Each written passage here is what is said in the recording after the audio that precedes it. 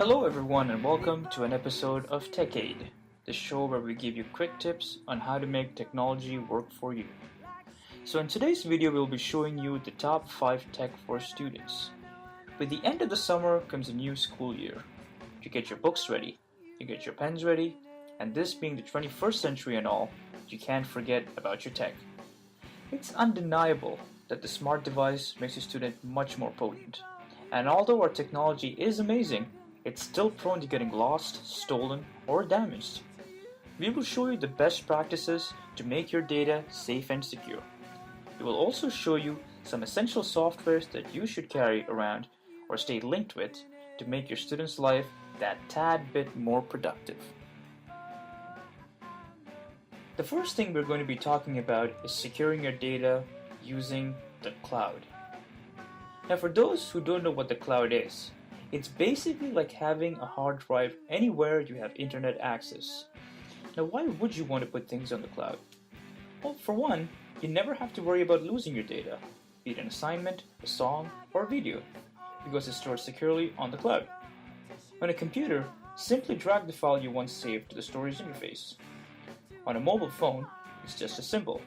You simply choose the file that you want to upload and share it with the app. Another benefit of saving your data on the cloud is that it enables you to share said data with anyone else with an email address. This way, you can collaborate on your assignments with all of your friends without worrying about sending huge attachments back and forth via email all the time.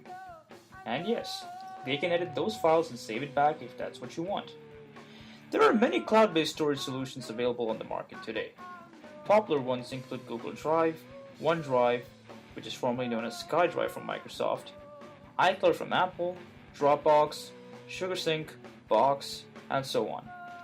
Most of them usually provide a basic account for free, with an initial capacity of 2 or more gigabytes, and premium or business accounts with added benefits of much larger storages and an appropriate price tag with it. Broadly speaking, there is no one better than the other when it comes to storing data on the cloud. Their interfaces are quite different, but they all essentially accomplish the same thing. I highly recommend setting up a cloud account if you don't already have one. It'll make things a whole lot easier for you in the long run. You can store your assignments once you're done, get back home and download them, share them with your friends if that's what you want to do.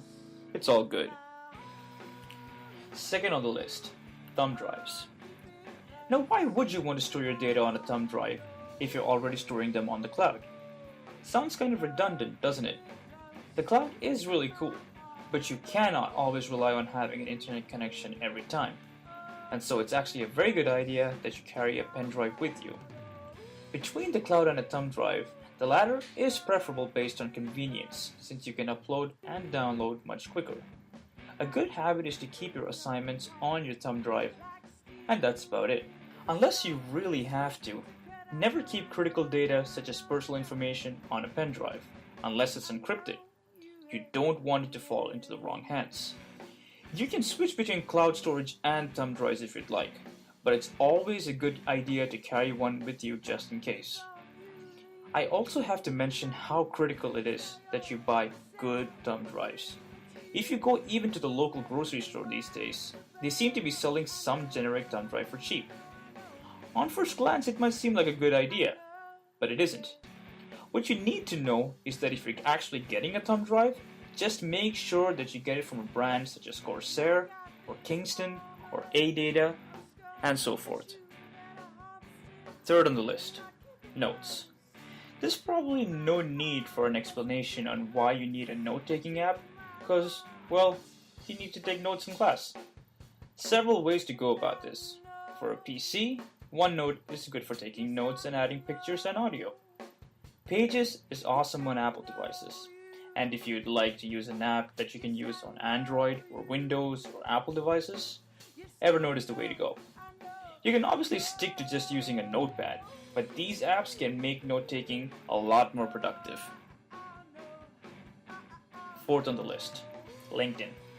This is more like a jelly bean recommendation. Since starting this early and taking care of your personal LinkedIn profile regularly will reap you massive benefits in the long run. If you're unsure of what LinkedIn is, It's basically very similar to any other social networking site, but on a professional viewpoint.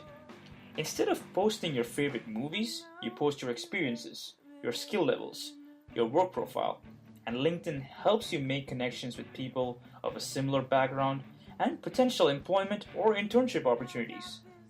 To know more about how it works, check the LinkedIn website or visit their YouTube channel. Last on the list, locks. This might seem like a weird one and kind of vague, but what I mean by locks is both on a software and on a hardware level.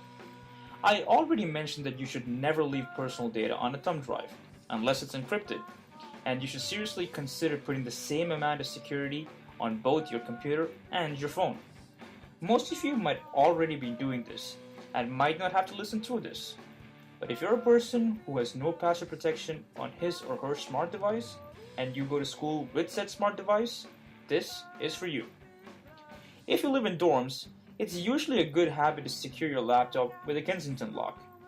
You attach one end to your laptop and the other end to a table or any other undetachable section in your dorm. You never know when you're going to have a bad day, so try to cover all bases. That's it. That's the 5 must-have tech solutions for students. If you can think of anything else that is critical enough, please do mention them in the comments below. And please don't forget to subscribe to Techno Junkie for more videos like this. Until next time, ciao.